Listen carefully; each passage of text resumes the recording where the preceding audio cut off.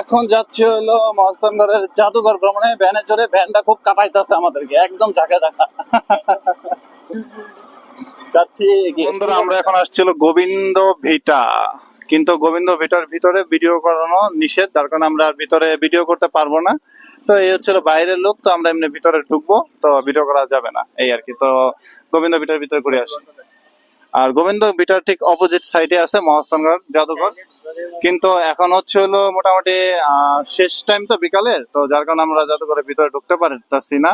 আর এখানকার লোকাল মানুষ যেটা বললো যে জাদুঘরের ভিতরে যে গুরুত্বপূর্ণ কিছু মূর্তি বা স্বর্ণ মূর্তি বলি বা যাই হোক গুরুত্বপূর্ণ যে জিনিসগুলো ছিল মস্তাগণ জাদুঘরে যেখানে লেখা আছে, তো সেগুলো নাকি বিগত সরকার আমলে ওগুলো নাকি পাচার হয়ে গেছে দেশের বাহিরে বা অন্য কোথাও নিয়ে গেছে, এরকম কিছু একটা কথা এখানে প্রচলন আছে, যেটা আমাদের ভ্যান ড্রাইভার আমাদেরকে বললো। তো যাই হোক, আমরা আপাতত এটা যেহেতু খোলা আছে এটার ভিতরে ঘুরে আসি। গোবিন্দ ভিটার প্রথমত আমরা টিকিট মূল্য 10 টাকা করে, আর ফরেনারদের জন্য 200 টাকা, আমরা বাংলাদেশিদের জন্য 10 টাকা এবং সার্কভুক্তদের জন্য 50 টাকা, স্টুডেন্টদের জন্য 10 টাকা। হচ্ছিল গোবিন্দ ভিটার। যদিও ভিডিও করা নিষেধ, আমি চুরি চুরি করে আপনাদের জন্য ভিডিও করতেছি। আপনারা যদি আমাকে এখন ভালোবাসা না দেন তাহলে এই ভিডিওটা আমার ব্যর্থ। এখানে হচ্ছে হলো একটা টাইটেল লেখা দেখুন, ভদ্রতা বজায় রাখুন এবং অশ্লীল কাজ থেকে বিরত হন। এটার মানে কি, এটা কেউ না বুঝলেও যারা কাপল তারা বোঝে, যারা হাসতেছে তার মানে ও কাপল। তো এই হচ্ছে হলো গোবিন্দ ভিটার ভিতরের অংশ। তো গোবিন্দ ভিটার দেখছি, আমি আসলে গোবিন্দ ভিটার ইতিহাস পড়ে আসি নাই। তো আসলে বগুড়া হচ্ছে হলো অনেক প্রত্নতত্ত্ববিদের আনাগোনা দরকার বা আছে, কারণ এখানে প্রচুর প্রাচীন ইতিহাস ছড়িয়ে ছিটিয়ে আছে, প্রচুর। গোবিন্দ ভিটায় আসতে হলে মহাস্থানগড় সিএনজি স্টেশন থেকে আপনার ভ্যান যোগে আপনি এখানে আসতে পারবেন। আর এটার প্রবেশ মূল্য মাত্র 10 টাকা। যেহেতু গোবিন্দ ভিটাতে ভিডিও করা সম্পূর্ণ নিষেধ, তবুও লুকিয়ে লুকিয়ে আমি আপনাদেরকে কিছুটা ভিডিও করে দেখাচ্ছি। আর এখানে আসাটা খুবই সহজ। এখানে মহেস্থানগঞ্জ জাদুঘরের ঠিক অপোজিট পাশেই এটা, আর এইখানেই কাছাকাছি আছে মহেস্থানগঞ্জ জাদুঘর। আমরা এখনই মহেস্থানগঞ্জ জাদুঘরের দিকেও এগিয়ে যাব। আর এখানে আসতে হলে খুব সহজেই আপনি আসতে পারবেন রিক্সা বা ভ্যান যোগে, খুবই সিম্পল। ফাইনালি আমরা মহেস্থানগড়ে প্রবেশ করলাম। মহেস্থানগড়ের প্রবেশের টিকিট 20 টাকা। 15 টাকা ছিল, কিন্তু এখন প্রবেশ মূল্য 20 টাকা করেছে। 15 টাকার কাট, আমি জানি না সিলসাপুর মেলা ধান্দাবাজি করে নাকি। 15 টাকা টিকিট 20 টাকা করছে। আর এখানে মহাস্থানগড়ের একটা ছোট্ট ইতিহাস লেখা আছে এই।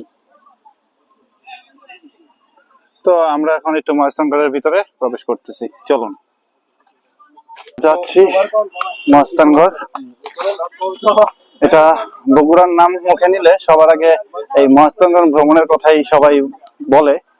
তো আমরা এখন সেই মহাস্থানগড়ের একদম শেষ মুহূর্তের দিকে আসলাম। প্রচুর পর্যটক এদিকে আসে ঘুরতে, দেশ বিদেশি। আপাতত বিশাল খোলা মাঠ ছাড়া এখানে কিছু দেখা যাচ্ছে না, এই দেখুন।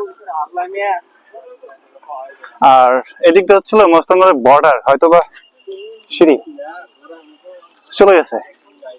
আর এই সাইড দিয়েও আছে পুরোটা, ওই যে বিশাল চলে গেছে। এই হচ্ছিল মহাস্থানগড়ের, এটুকুর জন্য 20 টাকা এন্ট্রি ফি। ওয়াও। মহেস্থানগড় বাংলাদেশের প্রথম প্রাচীন একটি পুরাকীর্তি। প্রায় 2500 বছর আগে এখানে সভ্যতা গড়ে উঠেছিল, যা যীশুখ্রিস্টের জন্মেরও পূর্বে, এবং এখানে একটি আধুনিক শহর গড়ে উঠেছিল। প্রাচীনকালে এটি ছিল বাংলার রাজধানী, যা পুণ্ড্রনগর হিসেবে পরিচিত ছিল। বর্তমান যুগে এর প্রমাণ মিলেছে। প্রত্নতত্ত্ববিদরা গবেষণা করে এখানকার শিলালিপি এবং এখানকার গঠন প্রণালী দেখে তারা এই সিদ্ধান্তে পৌঁছেছে। আজকে আমরা সারাদিন হাঁটছি, অলরেডি তানভীর খুব ক্লান্ত, সে আর হাঁটতে পারতেছে না।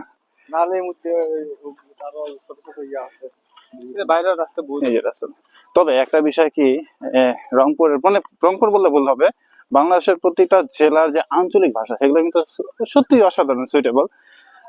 আমি ওদেরকে বললাম রংপুরের আঞ্চলিক ভাষা একটু কথা বলতে, সরি বগুড়ার, এরা কেউই বলবে না বা বলতে চাচ্ছে না, লজ্জা পাচ্ছে। আর এই মহস্তানগড় যে এরিয়াটা, এটার ভিতরে কিন্তু ফসল টসল চাষ হয়, যেদিকে ফসল টসল চাষ হচ্ছে। আমাদের বাসায় শুনতেছি চাল। এই যে এগুলো নাকি বাসা বাড়ির যে চাল, তার মানে এটার নিচে আরো বেশ কয়েকটি স্তূপ আছে, হয়তো 2-3 তলা নিচে, মাটির নিচে গভীরে আছে। এটা হলো চালের যে উপরের অংশ যে ঢালু, সেটা এরকম বোঝা যাচ্ছে।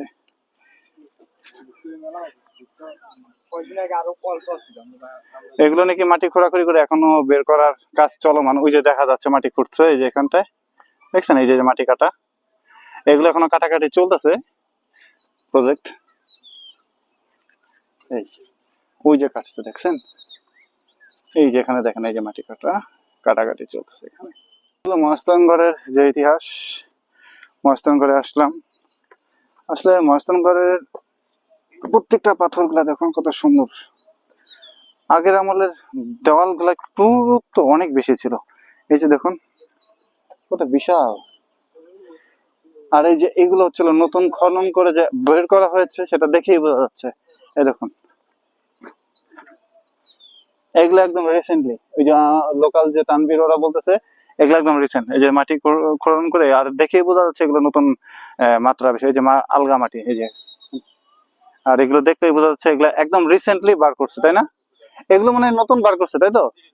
হ্যাঁ হ্যাঁ, এই যেগুলো মাত্র খনন করে বের করা হয়েছে, এই যে দেখুন খনন কাজ চলমান, এগুলো একদম নতুন বের করা হয়েছে।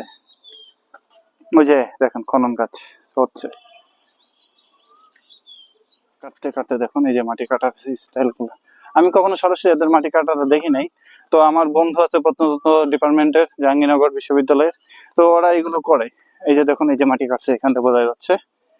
এই যে এই যে এই মাটিগুলার এখানেও অনেক পাথরের মানে মানে প্রাচীন ইটের একটা স্তর ভাঙা চড়া দেখা যাচ্ছে।